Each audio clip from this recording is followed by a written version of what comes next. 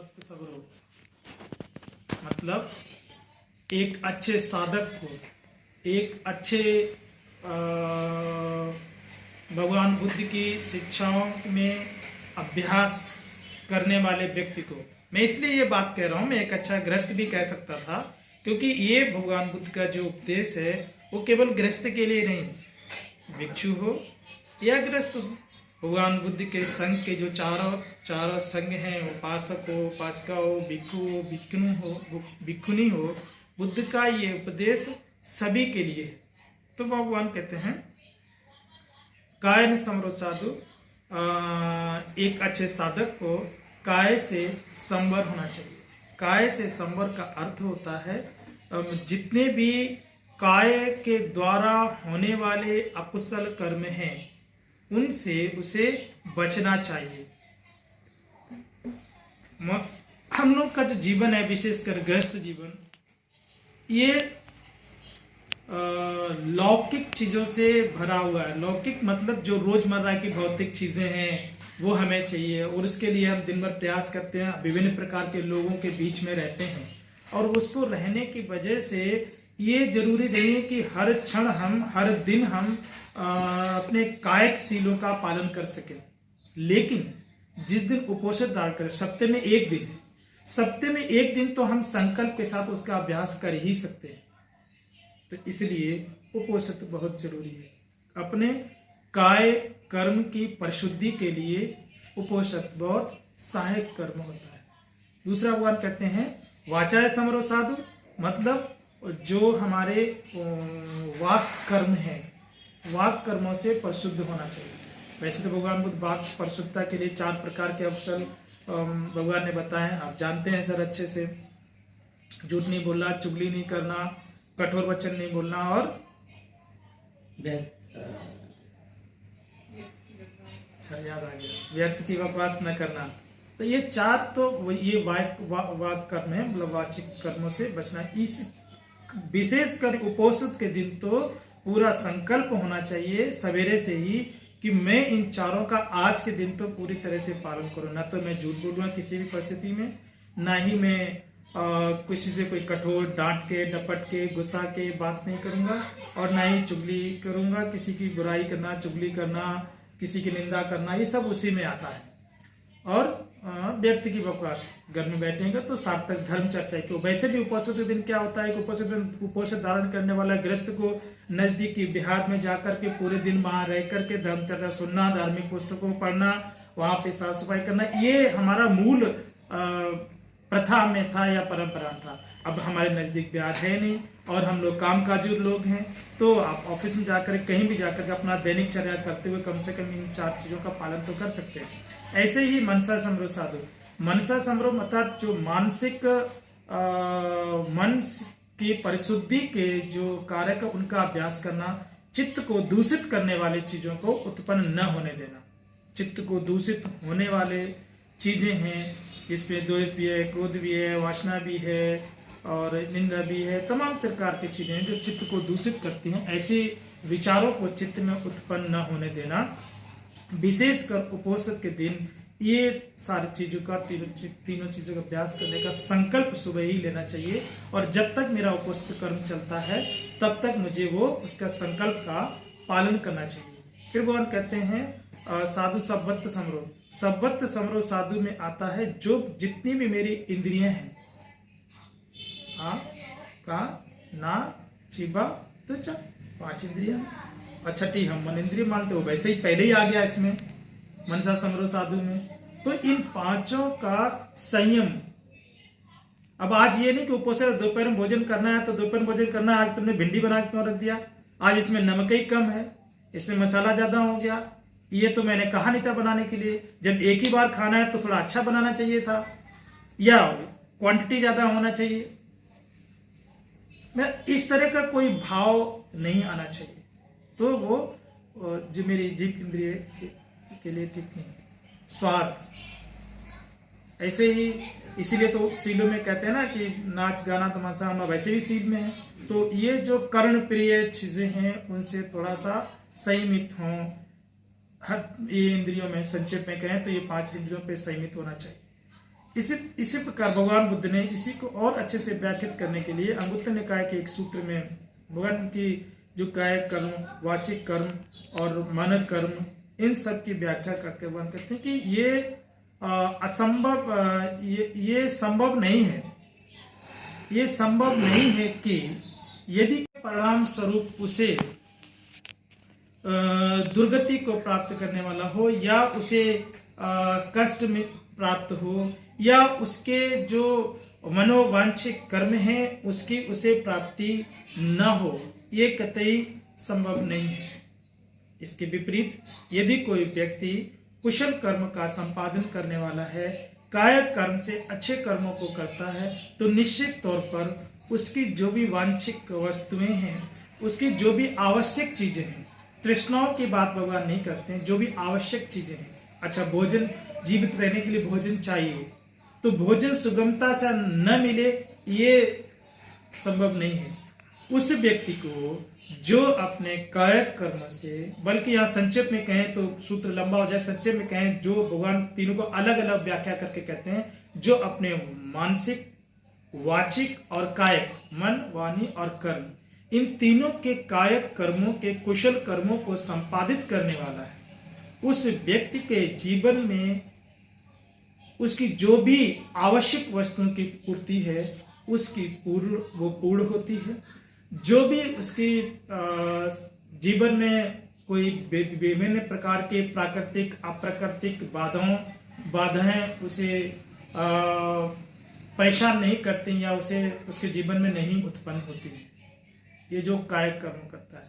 ऐसे भगवान कहते हैं, ये भी संभव नहीं है कि यदि कोई व्यक्ति अपने मन, वाणी और कायिक, इन तीनों कर्मों से कुशल कर्मों का, अकुशल कर्मों का संपादन करने वाला हो और उसके परिणाम स्वरूप उसे जीवन में विपत्ति उत्पन्न हो, जीवन में व्याकुलताएं उत्पन्न हो, जीवन में कष्ट उत्पन्न हो, या उसकी चारों तरफ निंदा ना हो, मतलब उसके विपरीत परिणाम उसको प्राप्त न हो, ये असंभव नहीं है। या इन एक दूसरे सूत्र में भगवान और स्पष्ट करते हैं, इन कर्मों के परिणाम स्वरूप वह दुर्गति को प्राप्त न हो, ये संभव नहीं है, बिल्कुल भी संभव नहीं है।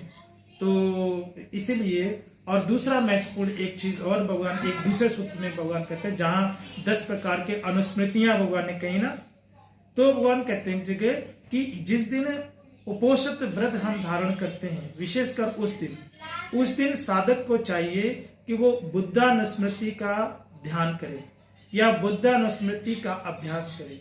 बुद्धानुस्मृति में, बुद्ध मतलब आप जानते हैं बुद्ध, तथागत सम्यक संबुद्धि के लिए कहा। अनुस्मृति मतलब उनका स्मरण करना, उनका स्मरण करने का अर्थ है उनके गुणों का स्मरण करना। उनके गुणों का स्मरण करना अर्थात तथागत ऐसे से तथागत में ये गुण थे, जब दूसरे और संक्षेप में कहें तो बुद्ध वंदना आप कह सकते हैं, क्योंकि बुद्ध धम्म संघ वंदना में बुद्ध धम्म और संघ के गुणों का ही व्याख्या की। हालांकि वो बहुत संक्षेप में है, जब बुद्धानुस्मृति की जाती है तो उससे भी हटके, उससे भी आगे उसको कहा जा सकता है। इत विश्व भगवान सम्मासम बुद्धों में जो जितने भी बुद्धि के गुण हैं, उन बुद्धि के उन गुणों के साथ साथ भगवान बुद्ध में मैत्री का गुण था, भगवान बुद्ध में करुणा का गुण था, भगवान बुद्ध सहृदय वाले थे। तो ऐसे बुद्धि के गुणों को स्मरण करना चाहिए सुबह से ही। बुद्धि के गुणों को स्मरण करने का लाभ ये है कि जिन चीजों का आज के दिन हम अभ्यास करते हैं, चित्त को परिशुद्ध रखना, किससे? द्वेष से, क्रोध से, ईर्षा से, मोह से, वासना से।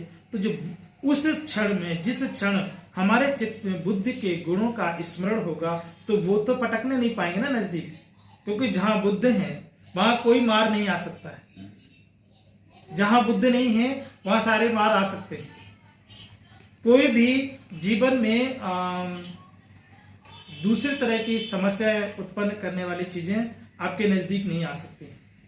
यहां तक तो होता है, कई सूत्रों में हमको मिलता है, जैसे दीर्घ कुमार की जो जिसको भगवान 7 दिन की आयु था, जिसको भगवान ने परित्राण पाठ करके आयु बढ़ाया, तो उसकी स्टोरी में मिलता कि जब वो जिसको उस बालक को ले जाना था 7 दिन के अंदर, उसको बुलाने का वो मिल प्राप्त हुआ, तो भगवान वहां आके खड़े हो जाते हैं। जब भगवान आगे खड़े हो जाते हैं तो बड़े दूसरे देवता है, अब दूसरे देवता उससे और बड़े आए तो छोटे वाला पीछे हो गया।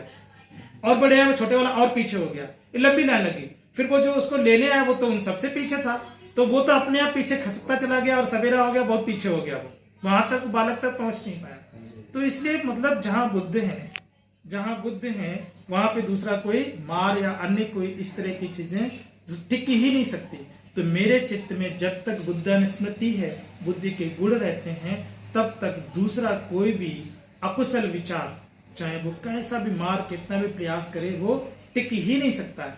तो विशेषकर जो आज का दिन होता है, उस दिन उपस्थित दिन मेरा मूल उद्देश्य होना चाहिए कि किसी तरह से हम अपने मानसिक, वाचिक और कायिक कर्मों का परिणाम, हमें मन के अकुशल कर्म पर फोकस करना चाहिए। अगर उसको पकड़ के रख लिया तो वाचिक और कायिक तो अपने आप परिशुद्ध हो ही जाएंगे। मन में बुद्धि का मैत्री चल रही है, बुद्धानुस्मृति चल रही है, मन में मैत्री भाव चल रहा है, और वाणी से किसी को हम गाली गलौज करने लगे या गुस्सा करके डांटने लगे, ये तो शायद संभव नहीं होगा। और हम वाणी से भी कुछ नहीं कर रहे, मन से भी कुछ नहीं, आए किसी मिले हमने मारा, थप्पड़ मार दिया, कुछ कर दिया, या काय से कुछ अकुशल कर दिए, ये भी संभव नहीं होगा।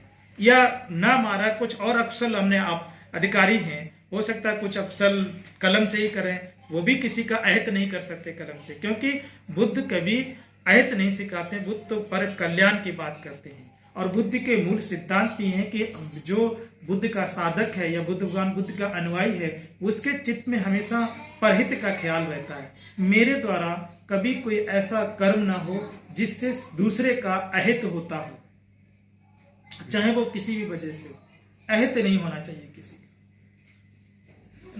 तो ये नहीं कि अपनी जिम्मेदारी से भागना, अपनी जिम्मेदारी को पूर्ण करना, पर जो समाज में किसी का अहित ना हो जाए, किसी के साथ अन्याय ना हो जाए, ऐसे भी आप कह सकते हैं। मेरे द्वारा मुझे कोई अन्याय ना उसके मेरे साथ होने पाए, ऐसे मेरी सोच होनी चाहिए, ऐसे मेरे कायिक कर्म होना चाहिए। और इसीलिए ये विशेष कर, वैसे तो इन चीज़ों का अभ्यास जीवन में जितना हम कर लें, जितने दिन कर लें, संपूर्ण जीवन में बुद्ध के साधक को इस तरह का अभ्यास करना चाहिए। पर यदि जैसा मैंने कहा, आज के इस भागम भाग वाली दौड़ में, आज के इस युग में, रोजमर्रा के इस जीवन में, या अपने दैनिक घर गृहस्थी को ठीक से संचालित करने के लिए हो सकता है कि हम कभी कभी इन चीज़ों का कोई चीज़ें छूट भी जाएं, पर उपवास के दिन भी संकल्प लेके साथ करना चाहिए, क्योंकि भगवान बुद्ध ने कहा कि 100 दिन के से ज़्यादा एक दिन का शीलवान का जीवन ज़्यादा श्रेष्ठ होता है। तो कम से कम एक दिन तक जब करेंगे, हमारे तराजू के जो पल्ले हैं वो एक तरफ तो नहीं झुका रहेगा। अगर 4 दिन हमने ऐसे रखे तो एक दिन तो हम बराबर पूर्णता करके बराबर तो रख सकते हैं। तो कम से कम यदि जीवन में बहुत सुख नहीं तो बहुत दुख की तो प्राप्ति नहीं हो सकती। बैलेंस तो मेरा रहेगा ना, कि मेरी नेगेटिव एनर्जी मैंने उत्पन्न की तो मैंने पॉजिटिव भी की, तो पॉजिटिव का हमने संचय नहीं कर पाया तो नेगेटिव का भी संचय नहीं हो पाया। कम से कम ये अभ्यास तो जरूर करना चाहिए। वैसे तो व्यक्ति का टारगेट हमारा ये होना चाहिए, जितनी ज़्यादा हो सके हम कुशल कर्मों को संपादन करके पॉजिटिव एनर्जी का संपादन करें, ये मेरे लिए बहुत महत्वपूर्ण होता है। तो 11:30 बज गया, मुझे लगता है आपके ऑफिस का टाइम बहुत ज़्यादा है, लंबी बात नहीं करें, इसलिए मैंने बहुत बड़ा सूत्र था, मैंने तीनों को बहुत एक मिनट समेत कोशिश किया। किसी दिन मैं इस पूरे सूत्र को समझाऊंगा। ये बहुत महत्वपूर्ण, अंगुत्तर ने कहा ये बहुत महत्वपूर्ण सूत्र है भगवान बुद्ध का, जिसमें भगवान बुद्ध ने कायिक, वाचिक और मानसिक कर्मों की व्याख्या करते हुए किसको करने से क्या संभव है, किसको करने से क्या संभव नहीं है,